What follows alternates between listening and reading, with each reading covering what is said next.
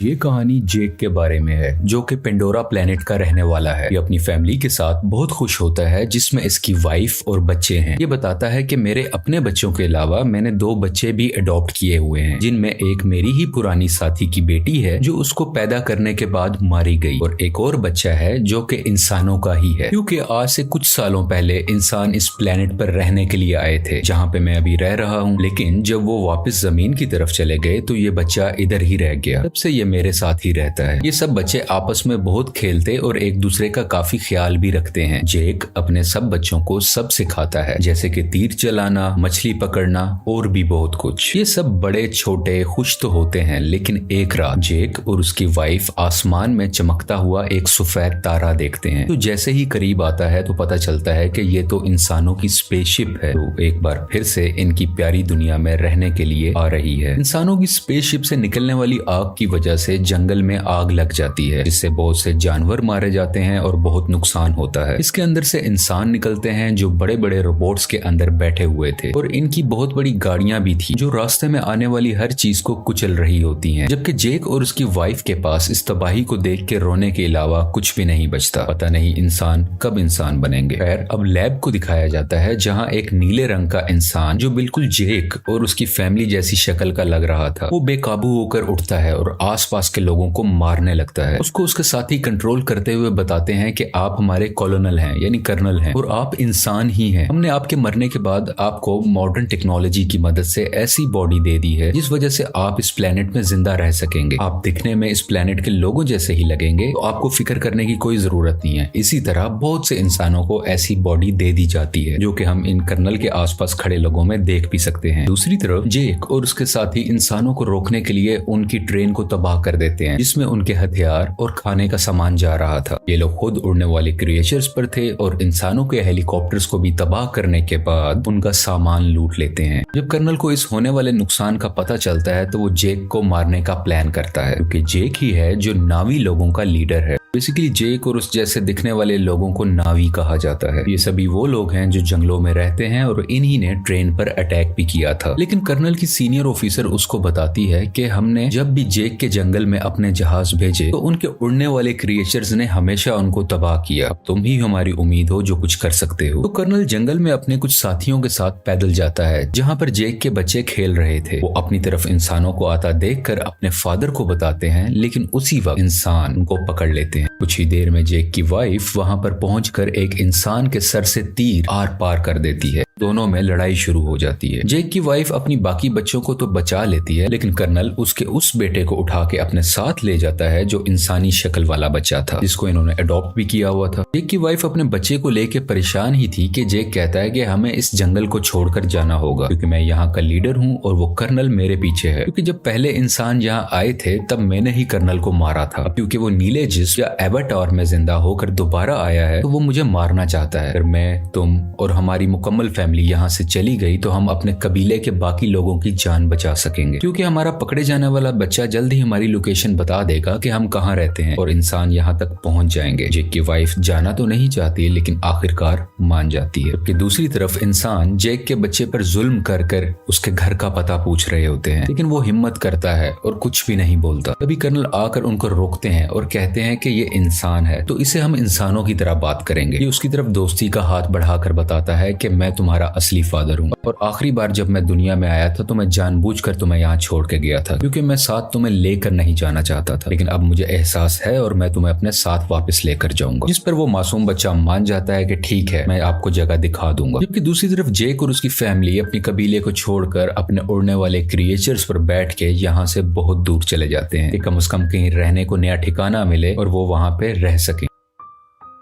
ये लोग पानी के पास रहने वाले नाविस के पास पहुंचते हैं। यहाँ पर रहने वाले लोग हैं तो इसी प्लेनेट के, लेकिन दिखने में सब्ज रंग के होते हैं। ये पानी वाले नावी शुरू में इनका मजाक बनाते हैं, जैसे कि वो कहते हैं कि इनकी दुम पतली है, इनके बाजू पतले हैं और भी बहुत कुछ। तभी पानी वाले लोगों का लीडर आता है और कहता है कि तुम जंगल के रहने वाले हो, तुम्हारी यहाँ पानी के पास कोई जरूरत नहीं है, तुम्हें कुछ नहीं आता कि पानी में कैसे सरवाइव करना है। लेकिन जेक जवाब में कहता है कि हम बहुत जल्द ही सब कुछ सीख जाएंगे और मेरी फैमिली के लिए मुझे आप लोगों लोगों की जरूरत है ताकि वो यहाँ पर सही सलामत जिंदा रह सकें। ये देख के पानी का नावी लीडर मान जाता है और उनको रहने की इजाजत भी दे देता है। अगले दिन जेक के बच्चों को वहाँ के रहने वाले बच्चे घुमा रहे होते हैं, जबकि जेक का बेटा अपने बालों वाली चुटिया वहाँ के एक क्रिएचर से जोड़ता है तो वो बहुत तेजी से पानी के अंदर तैरता है, जिस वजह से गिर जाता है और वहाँ के सब लोग हंसने लगते हैं। अगले दिन वहाँ के कुछ बच्चे जेक की बेटी को पागल कह रहे होते हैं। इसके अलावा उससे बदतमीजी भी करते हैं, उसको काफी तंग कर रहे होते हैं। तभी वहाँ जेक के बाकी बच्चे भी आ जाते हैं और उस तंग करने वाले बच्चे को मारने लगते हैं। तुमने हमारी बहन को ऐसा क्यों कहा? जब जेक को ये सब पता चलता है तो वो अपने ही बेटे को डांटने लगता है कि तुमने उसे क्यों मारा, वो यहाँ के लीडर का बेटा है, जाओ तुम उससे माफी मांगो। वो जब जाकर माफी मांगता है तो लीडर का बेटा अभी भी गुस्से में था और वो उसको धोखा देना चाहता था, बदला लेना चाहता था। कहता है कि चलो तुम्हें एक अच्छी जगह पर लेके जाता हूँ। वो उसे गहरे पानी में ले जाता है जहाँ पर एक खतरनाक मॉन्स्टर रहता था। वो उसको वहाँ पर जाकर अकेला छोड़ देता है और खुद वहाँ से वापस आ जाता है। कुछ ही देर में पानी के अंदर से तेज मॉन्स्टर आकर उस पर अटैक कर देता है, जिस वजह से वो डूबने लगता है और लगातार मॉन्स्टर उस पर अटैक कर उसको खाने की कोशिश कर रहा होता है। दोनों आमने सामने होते हैं। तभी वहाँ सबसे बड़ा मॉन्स्टर आ जाता है जो छोटे मॉन्स्टर को अपने मुंह में डाल के पत्थर पर जोर का मारता है और उसको वहीं मार डालता है। इतनी ही देर में जेक का बेटा पानी में मजीद सांस नहीं ले पाता और डूब जाता है। जैसे ही उसकी आंख खुलती है तो वो देखता है कि सबसे बड़े पानी के मॉन्स्टर ने उसकी जान बचाई है और वो उसके ऊपर लेटा हुआ है। ये लड़का देखता है कि वो मॉन्स्टर बेचारा काफी जख्मी भी है, तो ये उसके जिस्म से कुछ लगे हुए हथियार निकालकर उसको सुकून देता है, जिससे इन दोनों की दोस्ती हो जाती है और वो मॉन्स्टर इस लड़के को उसके घर वालों के पास छोड़ के आता है।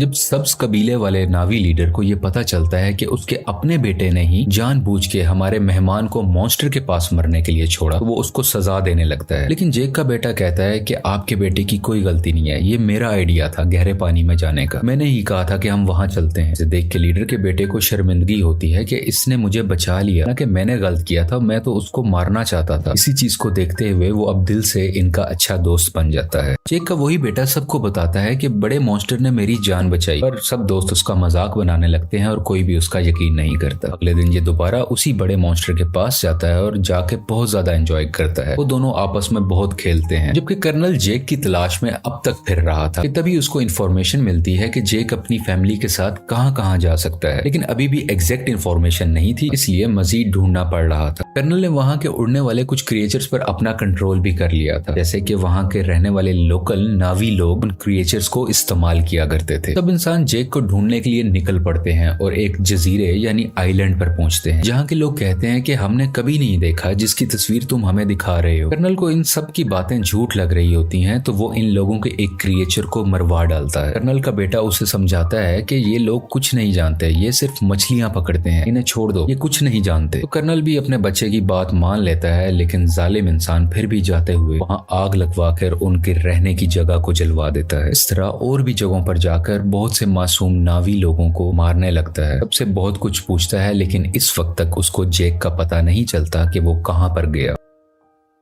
इसी तरह ये सब इंसान पानी वाले एक क्रिएचर को देखते हैं, उस पर भी लोहे की बनी हुई चेन और कुछ छोटे मिसाइल से अटैक करते हैं। इसके अलावा एक ऐसी अल्ट्रासोनिक गन से भी अटैक करते हैं जिससे वो मॉन्स्टर इंसानों पर हमला ही नहीं कर पाता, इंसान इसको बड़े आराम से पकड़ सके। वो बेचारा मॉन्स्टर अपने छोटे बच्चे के साथ तैर रहा होता है, जिसने इंसानों का कभी कुछ नहीं बिगाड़ा था, लेकिन वो दर्द से तड़प रहा था, चीख रहा था और आखिरकार वहीं पर मारा जाता है। उसका छोटा सा बच्चा इर्द गिर्द घूम कर उसको आवाजें दे रहा होता है और इंसान बहुत ही बेशर्मी के साथ खुशी में तालियां बजा रहे थे कि वो अपने मिशन में कामयाब हो गए। ये सब देखकर कर्नल का बेटा काफी तकलीफ में होता है, क्योंकि उसको इन सब जानवरों की फिक्र थी और वो इस होने वाले जुल्म को बिल्कुल बर्दाश्त नहीं कर रहा होता। इंसान उस क्रिएचर को पकड़कर अपने साथ ले जाते हैं, उसके मुंह के अंदर जाकर ड्रिल मशीन से उसके मुंह के ऊपर वाले हिस्से में सुराख करते हैं, जिसके अंदर से एक पीले रंग का लिक्विड निकलता है, जो कि एक ऐसा पानी है कि जो भी पिएगा उसकी उम्र बहुत कम स्पीड से बढ़ेगी, यानी उसको जिंदा रहने के लिए बहुत से साल मिल जाएंगे और वो जल्दी नहीं मरा करेगा। और इस लिक्विड की कीमत भी करोड़ों डॉलर्स में है, इसको ये मार्केट में बेच के बहुत पैसा कमाने वाले हैं। अगले दिन मरने वाले मॉन्स्टर क्रिएचर को सब्ज नावी लोग देख लेते हैं। इसके बाद जेक को बुरा भला कहने लगते हैं कि तुम्हारी वजह से इंसान इधर तक पहुंच गए और अब वो हमारे क्रिएचर्स को मार रहे हैं और बहुत जल्द हमें भी, इसलिए जो भी हुआ सो हुआ, ग्रीन नावी लीडर कहता है कि हम इंसानों से मुकाबला करेंगे। इसके कुछ देर बाद ही जेक का बेटा सबसे बड़े मॉन्स्टर से एक बार फिर मिलने जाता है और देखता है कि उसके ऊपर एक एंकर जैसी डिवाइस लगी हुई है, जिसकी वजह से उस मॉन्स्टर को उस डिवाइस ने वहीं रोका हुआ था और वो वहां से हिल ही नहीं पा रहा था, क्योंकि इंसान उस लिक्विड को हासिल करने के लिए और भी मॉन्स्टर्स को मारने का इरादा रखते हैं। और इस बार बारी है जेक के बेटे के बड़े मॉन्स्टर की, जो साइज में भी बहुत बड़ा है और उसमें से लिक्विड भी बहुत ज्यादा निकल सकता है। इसलिए इंसान अब इस मॉन्स्टर को मारना चाह रहे हैं। बेटा और बाकी भी उसके पास होते हैं, जबकि इंसान इस तरफ बढ़ रहे होते हैं। कर्नल भी इन बच्चों को वहां दूरबीन से देख लेता है। जेक और लीडर को पता चलता है कि उनके बच्चे खतरे में हैं और वो अपने हथियार उठाकर उन्हें बचाने के लिए निकल पड़ते हैं। बहुत मुश्किल से बच्चे बड़े मॉन्स्टर से वो डिवाइस निकाल देते हैं, जिस वजह से मॉन्स्टर वहां से आगे तैरकर निकल जाता है और बिल आखिर उसकी जान बच जाती है। लेकिन इंसान फायरिंग करते हुए अभी भी बच्चों का पीछा कर रहे होते हैं। यहाँ पे लीडर की बेटी मरने ही वाली होती है, तो जेक का बेटा उसका हाथ पकड़कर अपनी तरफ करके उसकी जान बचा लेता है। लेकिन थोड़ी ही देर में बच्चों को बड़ा सा जाल डालकर पकड़ लेते हैं और अपनी शिप पर ले आते हैं। कुछ देर तक बच्चों के पेरेंट्स भी यहाँ आ जाते हैं, यानी कि जैक वहीं रुककर देखता है कि उनके बच्चों को शिप के आगे कर्नल ने बांधा हुआ है। कर्नल कहता है कि अगर बच्चों की जान बचाना चाहते हो तो शिप पर तुम सिर्फ अकेले आओगे। तो जेक सबकी बेहतरी के लिए अकेले जाने का फैसला करता है। तभी जेक के बेटे का सबसे बड़ा क्रिएचर दोस्त पानी के नीचे से एकदम से ऊपर आकर इनकी शिप पर चढ़ जाता है और अपने हाथों और दुम से वहाँ खड़े इंसानों को मारने लगता है और हर चीज तबाह कर रहा होता है। ये देख के जेक और लीडर के लोगों को भी मौका मिल जाता है कि वो इंसानों पर हमला कर दें और वो सब लोग शिप की तरफ बढ़ने लगते हैं। इंसानों और इन सब नावी लोगों के दरमियान काफी लड़ाई हो रही होती है। बहुत से इंसान भी मारे जाते हैं और कुछ नावी लोग भी। और वो पानी वाला क्रिएचर इंसानों की एक छोटी शिप के ऊपर से छलांग लगाकर उसको लोहे की रस्सी से इनको दबाकर मार देता है। जेक भी इंसानों का मुकाबला करते हुए बच्चों के पास आके उनको वहां से छुड़वा लेता है। कुछ बच्चे अपने अडॉप्टेड इंसानी भाई को भी ढूंढ लेते हैं और वहां से भागकर अपनी जान बचाते हैं। लेकिन उसी दौरान जेक का एक बेटा मारा जाता है और उसकी माँ ये सब देखकर अपने दिल पर काबू नहीं रख पाती और चिल्ला चिल्ला कर रोने लगती है।